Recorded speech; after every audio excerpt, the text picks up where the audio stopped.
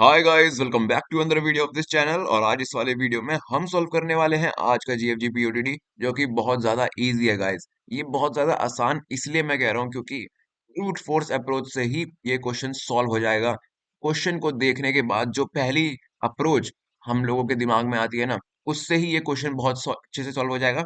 और इसकी expected time complexity और स्पेस कॉम्प्लेक्सिटी भी O ऑफ n ही है।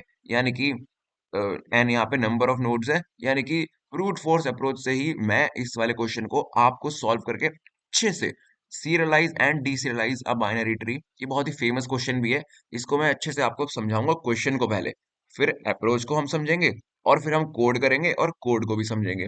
और डिस्क्रिप्शन में तो यार मैं रेफरेंस के लिए आपके कोड दे ही देता हूँ।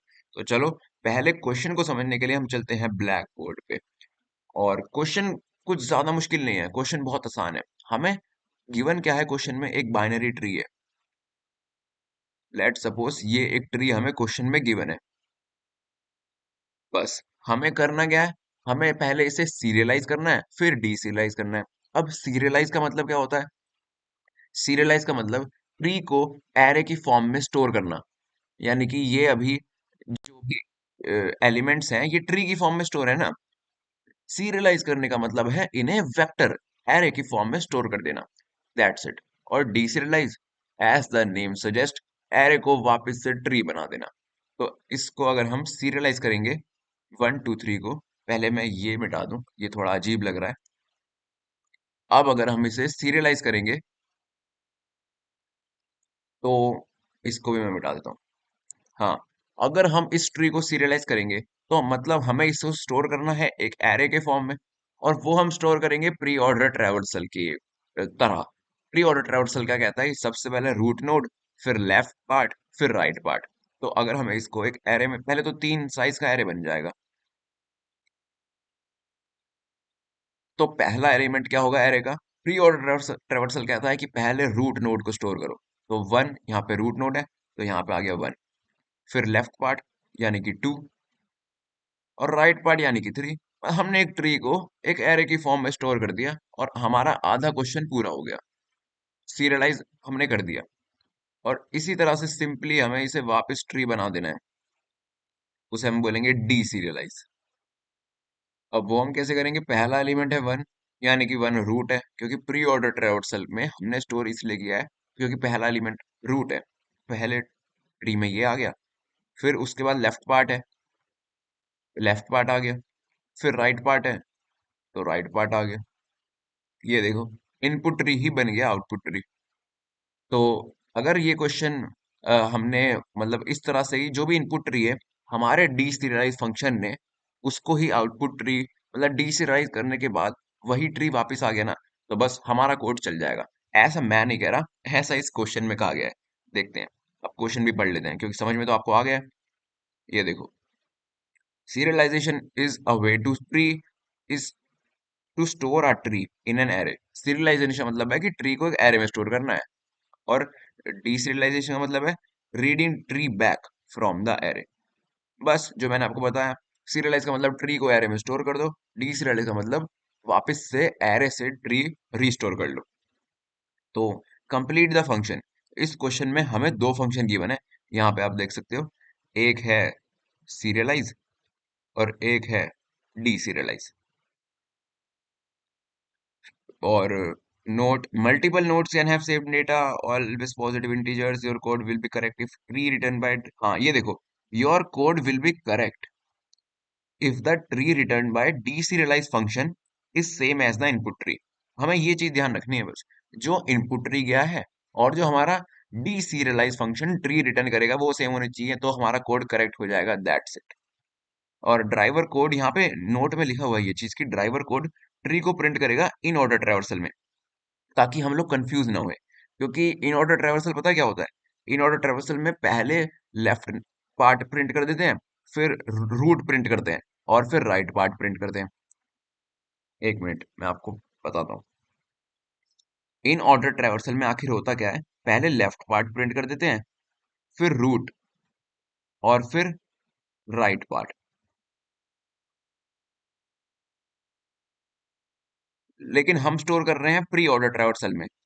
तो प्री ऑर्डर ट्रेवर्सल में क्या होता है, सबसे पहले रूट, फिर लेफ्ट, और फिर राइट। ठीक है, तो इसमें कुछ कंफ्यूज होने की जरूरत नहीं है, क्योंकि यहाँ पे देखो इनपुट में ट्री गया है 1 2 3, और रिटर्न ये कर रहा है pre order traversal, in order traversal में, यानी कि पहले लेफ्ट पार्ट 2, फिर रूट 1, और फिर राइट पार्ट 3। ठीक है, तो इससे आपको कंफ्यूज होने की जरूरत नहीं है। फंक्शन यहाँ पे क्वेश्चन में लिखा हुआ है कि अगर आपका कोड सही हो जाएगा, अगर वो जो ट्री इनपुट में गिवन है और जो आपका डीसीरियलाइज फंक्शन ट्री रिटर्न कर रहा है ना, वो सेम है, तो हमें वही चीज करनी है बस।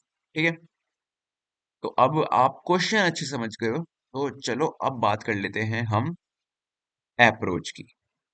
तो गाइस, अप्रोच इस क्वेश्चन की समझने में आपको बहुत मजा आने वाला है, क्योंकि बहुत ही ज्यादा इजी अप्रोच है। देखो, हमें ये ट्री गिवन है, सबसे पहले हमें सीरियलाइज करना है इसे, फिर हमें डीसीरियलाइज करना है इसे। ठीक है, दो चीजें हमें करनी है।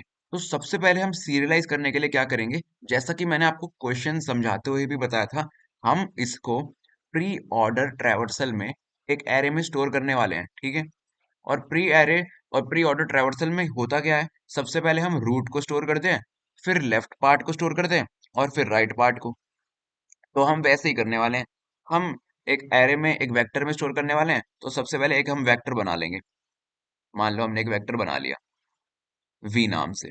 ठीक है, उसमें हमने क्या करा, प्री ऑर्डर ट्रैवर्सल में क्या होता है, पहले रूट, फिर लेफ्ट पार्ट, फिर राइट पार्ट। यानी कि सबसे पहले हम, ये हमने पहला स्टेप कर दिया, चलो मान लो हमने वेक्टर बना लिया एक। दूसरे स्टेप में हमने प्री ऑर्डर ट्रैवर्सल में सबसे पहले रूट डालते हैं ना, तो हमने पहले रूट स्टोर कर दी इस हमारे वेक्टर में। दैट्स इट, हमने पहले वेक्टर बनाया, फिर हमने रूट स्टोर कर दी। और एक ये फंक्शन बनाने वाले हैं हम प्री ऑर्डर ट्रैवर्सल का। ठीक है, इसमें पहले रूट स्टोर कर देंगे हम वेक्टर में, और उसके बाद रिकर्जन की मदद से रूट के लेफ्ट चाइल्ड और उसके बाद रूट के राइट चाइल्ड स्टोर कर देंगे। इस तरह से हमारा प्री ऑर्डर ट्रैवर्सल में एक वेक्टर में ये पूरा ट्री स्टोर हो जाएगा, पहले लेफ्ट और फिर राइट चाइल्ड, रिकर्जन की मदद से। गाइस, बेस केस हम लिख देंगे कि vector dot push back root, और फिर लेफ्ट चाइल्ड, फिर राइट चाइल्ड, रिकर्जन की मदद से ये पूरा ट्री एक एरे में, एक वेक्टर में, प्री ऑर्डर ट्रैवर्सल की फॉर्म में, यानी कि पहले रूट, फिर लेफ्ट, फिर राइट, स्टोर हो जाएगा। और अब देखो, सीरियलाइजेशन पार्ट हमारा खत्म हो गया यहाँ पे। ठीक है, हाँ, ये जो 3 लाइनें मैंने यहाँ लिखी है ना, कोड में भी मैं 3 ही लाइनें लिखूंगा ये। ठीक है, और कुछ एक्स्ट्रा नहीं लिखूंगा। तो इससे हमारा सीरियलाइजेशन वाला पार्ट कंप्लीट हो जाएगा। और अब डीसरियलाइजेशन वाला पार्ट भी इसी से कनेक्टेड है। कैसे, मैं आपको बताता हूँ। हमने एक एरे में, एक वेक्टर में ट्री को स्टोर कैसे किया है, प्री ऑर्डर ट्रैवर्सल की फॉर्म में। अब आपको यहाँ पे पता चलेगा कि हमने ऐसा क्यों किया है। हमने रूट, लेफ्ट और राइट, इस फॉर्म में वेक्टर में एक ट्री को स्टोर कर दिया। डीसीरियलाइजेशन में हमें उस वेक्टर से वापस से ट्री कन्वर्ट करना है, और हमें ये पता है कि उस वेक्टर में स्टोर है ट्री रूट, फिर लेफ्ट, फिर राइट की फॉर्म में। तो बहुत सिंपल तरीके से हम क्या करेंगे, हम यहां भी रिकर्जन का यूज करके सबसे पहले हमने वेक्टर में सबसे पहले क्या डाला, रूट, फिर हमने वेक्टर में क्या डाला, लेफ्ट पार्ट, फिर राइट पार्ट। अब बारी है निकालने की, तो हम सेम चीज दोबारा करेंगे। रिकर्जन की मदद से हम सबसे पहले वेक्टर में से रूट निकाल देंगे। और रूट कहाँ पे स्टोर है, वेक्टर के पहले इंडेक्स पे ही रूट स्टोर है, क्योंकि प्री ऑर्डर ट्रैवर्सल में सबसे पहले हमने वेक्टर में रूट ही डाला है। तो इसकी मदद से हम सबसे पहले वेक्टर में से रूट निकाल देंगे, और फिर लेफ्ट पार्ट निकाल देंगे रिकर्जन की मदद से, और फिर राइट पार्ट। हम ये इतनी आसानी से क्यों कर पाएंगे, क्योंकि हमें ये पहले से ही पता होगा कि वेक्टर में सबसे पहले रूट है यार, फिर लेफ्ट पार्ट है, फिर राइट पार्ट है। इसलिए हम रिकर्सिव कॉल्स मार के 2 लाइन का कोड लिख के ट्री को निकाल सकते हैं वेक्टर में से। That's it. इतनी ज्यादा एकदम ब्रूट फोर्स जिसे कहते हैं ना, वो वाली अप्रोच है ये। और ये ओ एन टाइम कॉम्प्लेक्सिटी और ओ एन स्पेस कॉम्प्लेक्सिटी में हो जाएगी, यानी कि एक्सपेक्टेड टाइम और स्पेस कॉम्प्लेक्सिटी भी हमारी इस अप्रोच ने पास कर दी है। तो चलो यही चीज अब कोड में समझ लेते हैं। कितना आसान है यार, इस चीज को अब हम कोड में समझ लेते हैं। ज्यादा लंबा कोड करने की जरूरत भी नहीं है, अप्रोच भी ब्रूट फोर्स है, एक्सपेक्टेड टाइम और स्पेस कॉम्प्लेक्सिटी में भी ये कंप्लाई कर रही है। तो यार इससे आसान सॉल्यूशन क्या होगा इस क्वेश्चन का। आ जाओ, अब हम चलते हैं कोड करने। सिंपल जो ये चीज मैंने बोली थी ना, वही चीज अब हम कोड करने वाले हैं। मैं इसे थोड़ा बड़ा कर लेता हूँ पहले। अब देखो, ये हम एक यहाँ पे अपना प्री ऑर्डर ट्रैवर्सल का फंक्शन बना लेते हैं, ठीक है। और फिर हम इस फंक्शन में, जो हमारा सीरियलाइज फंक्शन है, इसमें हम कॉल कर देंगे उसे। अपना एक हम अलग प्री ऑर्डर ट्रैवर्सल का फंक्शन यहाँ बना लेते हैं। एक मिनट, इसको भी मैं नीचे कर देता हूँ कमेंट को। तो जैसा कि मैंने आपको गाइस अप्रोच समझाते हुए बताया ना, हम यहाँ पे वही करने वाले हैं। मैंने क्या बोला, हम प्री ऑर्डर ट्रैवर्सल में ट्री को स्टोर करने वाले हैं। तो चलो एक फंक्शन बना लेते हैं। इसको ही कॉपी कर लूँ क्या? नहीं, अलग बना लेता हूँ। वाइड, क्या नाम रखें? प्री ऑर्डर रख देते हैं, चलो प्री ऑर्डर। इसमें हम क्या पास करें? ट्री की रूट पास करते हैं। Node star root. और हमें प्री ऑर्डर ट्रैवर्सल में करने के बाद ट्री को वेक्टर में स्टोर करना है। तो चलो एक वेक्टर बना लेते हैं। वेक्टर आंसर नाम से बना लेते हैं, चलो ठीक है। और अब इस फंक्शन में हमें क्या करना है? देखो एक बात सुनो, अगर मान लो कि ट्री एम्प्टी है, रूट है नल, कुछ है ही नहीं, तो आंसर में उस केस में हम स्टोर कर देंगे -1। इफ, ऐसा क्वेश्चन में भी कहा होगा वैसे, लेकिन कोई बात नहीं। अगर रूट है ही नहीं, ट्री एकदम खाली है, नल, तो उस केस में तो हम कुछ नहीं कर सकते। आंसर में हम पुश बैक कर देंगे -1 को, सिंपल। और फिर यहीं पे रिटर्न कर देंगे, क्योंकि आगे जाने का मतलब ही नहीं है फिर। तो ये हमारी एक बेस केस कंडीशन हो गई कह सकते हैं। और अब हमें आंसर में प्री ऑर्डर ट्रेवर्सल में क्या बोला था? सबसे पहले रूट, फिर लेफ्ट पार्ट, फिर राइट पार्ट। तो सबसे पहले तो रूट पुश कर देते हैं। पुश बैक, क्या पुश करनी है? रूट।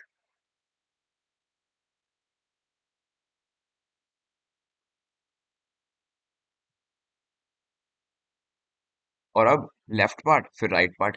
रिकर्सिव कॉल्स हम डालेंगे, रिकर्जन का यूज करेंगे हम लेफ्ट पार्ट और राइट पार्ट को स्टोर करने के लिए। तो फंक्शन का नाम क्या है? Pre order. हम इस फंक्शन को दोबारा कॉल करेंगे,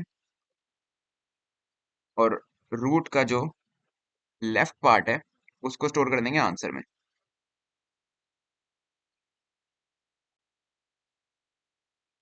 और सेम तरीके से रिकर्सिव कॉल मारेंगे, और रूट का जो राइट पार्ट है उसको स्टोर कर देंगे लेफ्ट पार्ट के बाद, स्टोर कर देंगे उसे आंसर में। और हमारा ये फंक्शन खत्म। जी हाँ गाइस, ये हमारा फंक्शन खत्म भी हो गया है प्री ऑर्डर ट्रावर्सल में। अब हमने आंसर में, हमारे वेक्टर में आंसर नाम के जो है ट्री को स्टोर कर दिया है। तो अब चलो इस फंक्शन को वापस ऊपर बुला लेते हैं। Function to serialize a tree and return a list containing nodes of tree. क्या कोड करें हम इसमें? क्या करें हम? हाँ, करना क्या है, जो हमारा प्री ऑर्डर का फंक्शन है उसे कॉल कर देंगे। यहाँ पे वेक्टर बना लेते हैं, आंसर टाइप के, आंसर नाम से बना लेते हैं। और जो हमारा प्री ऑर्डर फंक्शन है उसे कॉल कर दो। प्री ऑर्डर कर दिया कॉल। प्री ऑर्डर फंक्शन में क्या पास करना है? रूट पास करनी है और आंसर पास करना है। तो कर दो रूट पास और आंसर पास, और बस आंसर को रिटर्न कर दो, क्योंकि मेन काम तो ऊपर ही हो गया। आंसर में ट्री प्री ऑर्डर ट्रैवर्सल की फॉर्म में स्टोर हो चुका है गाइस। फाइनली हमने आधा पार्ट क्वेश्चन का पूरा कर लिया है। अब यहाँ पे हमें करना है function to deserialize a list and construct a tree. और ये कितनी आसानी से हो जाएगा आपको पता ही है। इसको मैं थोड़ा ऊपर ले आता हूँ, चलो। Function to deserialize a list and construct a tree. हमें ये बात पता है कि हमारा जो आंसर वेक्टर है उसमें ट्री किस तरह से स्टोर है। पहले रूट स्टोर है, फिर लेफ्ट पार्ट स्टोर है, फिर right part pre order traversal में स्टोर है। जिस तरह से स्टोर है उसी तरह से अब हमें ट्री को उस वेक्टर में से बाहर निकालना है। तो सबसे पहले एक काम करते हैं, हम एक ट्रैवर्स करने के लिए जो हमारा वेक्टर है ना उसको ट्रैवर्स करने के लिए अब हम एक बना लेते हैं इंटीजर आई, एक वेरिएबल आई बना लेते हैं, इनिशियलाइज कर देते हैं उसे 0 से। ठीक है। और अब ये देखो आप, जो हमारा आंसर वेक्टर है उसमें पहले इंडेक्स पे क्या स्टोर है यार, पहले इंडेक्स पे रूट स्टोर है। तो इंट वैल्यू, एक हमने वेरिएबल बना दिया वैल्यू नाम से, और ए मतलब यहाँ पे जो हमारा वेक्टर है, और उसमें ith इंडेक्स, आई इनिशियलाइज है 0 से गाइस। तो पहले तो हम इसे प्लस प्लस कर देंगे, और फिर हम देखेंगे कि अगर रूट नोड है ही नहीं, मतलब हमारा बेस केस जब भी रीच हो जाएगा, मतलब if value equal equal to -1। -1 किस केस में आएगा गाइस, ऊपर देखो, आंसर में हमने -1 पुश तब किया था जब आंसर में कोई ट्री था ही नहीं, रूट नल थी। तो अगर -1 वाला केस है यानी कि ट्री है ही नहीं, रूट नल है एकदम, तो रिटर्न कर दो नल। ये तो बेस केस है। ठीक है। अगर ट्री है ही नहीं, आंसर वेक्टर में -1 स्टोर है, तो रिटर्न कर दो नल को, अगर ऐसा है तो। लेकिन अगर ऐसा नहीं है तो क्या करो, क्या बोला था मैंने आपको, प्री ऑर्डर ट्रावर्सल में स्टोर है, सबसे पहले रूट, फिर लेफ्ट पार्ट, फिर राइट पार्ट, उसी ऑर्डर में हमें बाहर निकालना है। तो एक नोड बना लेते हैं हम न्यू नोड नाम से,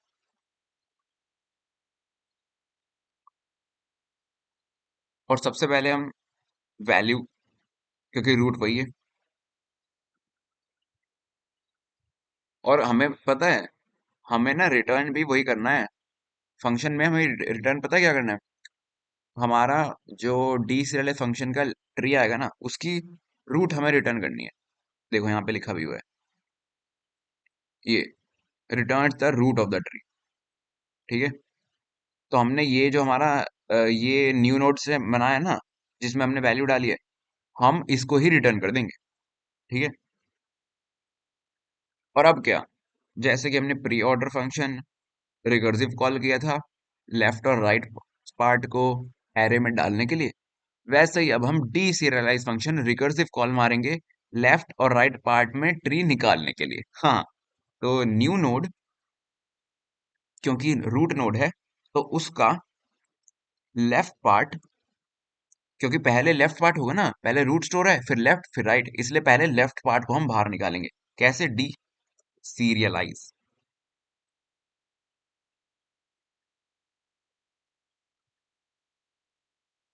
ऑफ ए, और लेफ्ट पार्ट के बाद क्या स्टोर है, राइट पार्ट, यानी कि रूट का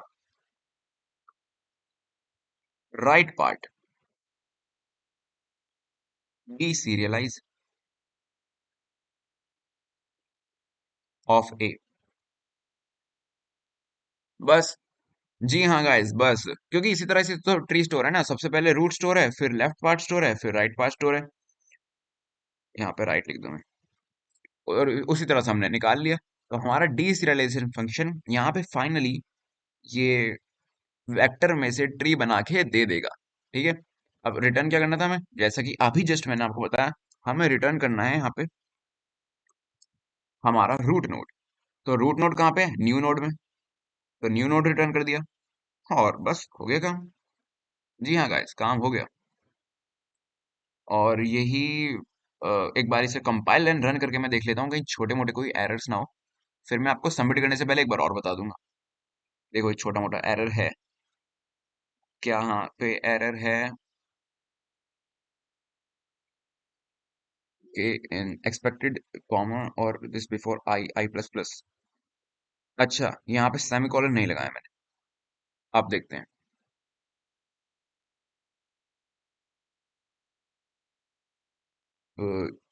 यहाँ पे है डीसरियलाइज। यार मैंने इसकी स्पेलिंग मेरे को पता है गलत लिखती होगी। क्या है? D serialised. D serialised. अच्छा यहाँ पे गलत लिख दिया मैंने।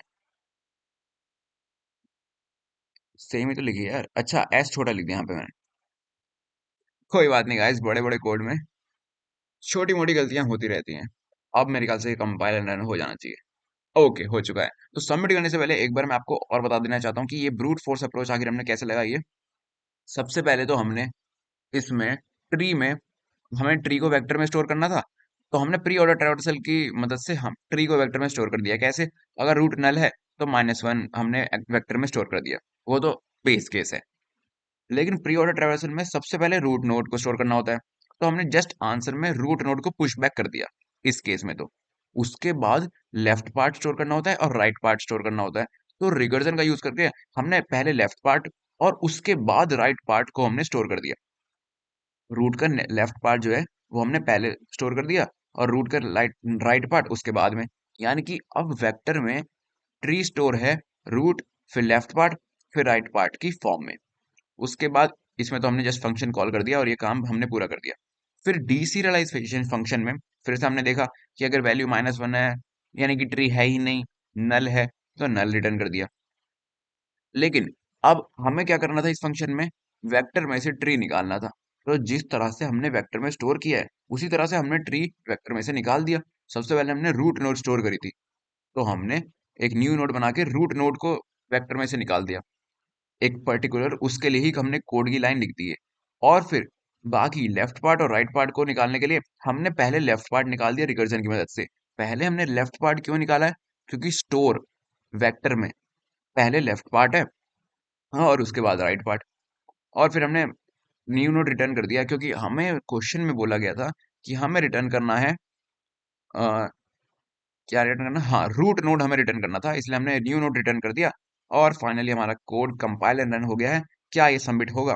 ऑफ कोर्स हो ही जाएगा गाइस। और अगर आपको इस वाली वीडियो से थोड़ी भी हेल्प मिलती है ना, तो आप चैनल को प्लीज सब्सक्राइब कर देना।